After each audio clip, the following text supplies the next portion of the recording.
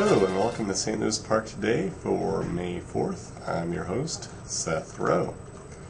Well, recently the Minnesota House of Representatives has passed a bill cutting off the state's investments in foreign oil companies doing business in Iran's energy sector.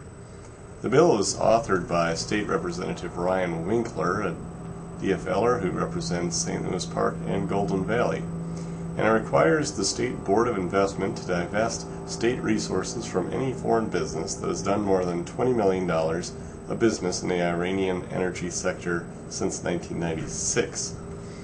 It passed by a vote of 82 to 46 in a bipartisan manner that Winkler says ensures Minnesota investment funds aren't indirectly contributing to the threat of global terrorism.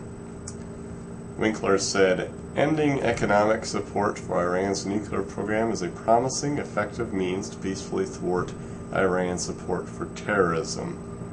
The Minnesota divestment proposal is modeled after federal legislation and similar initiatives in 14 other states. These laws are focused on Iran's energy sector because the revenue from Iran's oil and gas industry directly funds its nuclear program, and according to Winkler, potentially, certainly, its support for international terrorism. Representative Paul Coles, a Republican from Victoria and co-author of the proposal, said, "Passing this bill is something we can do together to help make our world safer from the threat of terrorism. It's an effort we can all support."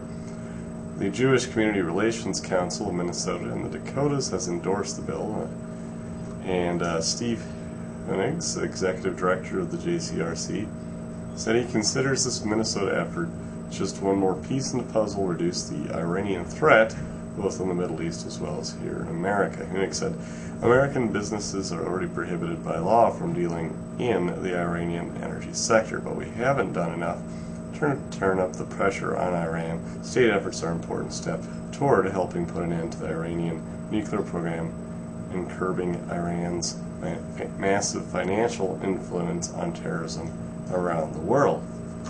Probably something of a controversial issue. Of course, Iran is denying that they have any bad intentions for their nuclear program, but of course, many people are not so sure on that, particularly given some of the rather harsh rhetoric by the president there regarding, in particular, Israel and other aspects of the Middle East. So, interesting development there.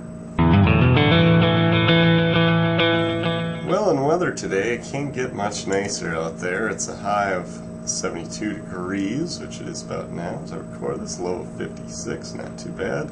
Partly cloudy skies, mostly sunny, I'd say, from what I've seen. High of tomorrow of 68, but a 40% chance of precipitation in the form of thunderstorms, and a low of 52. Well, once again, thanks again for joining me for St. Louis Park today. I'm Seth Rowe.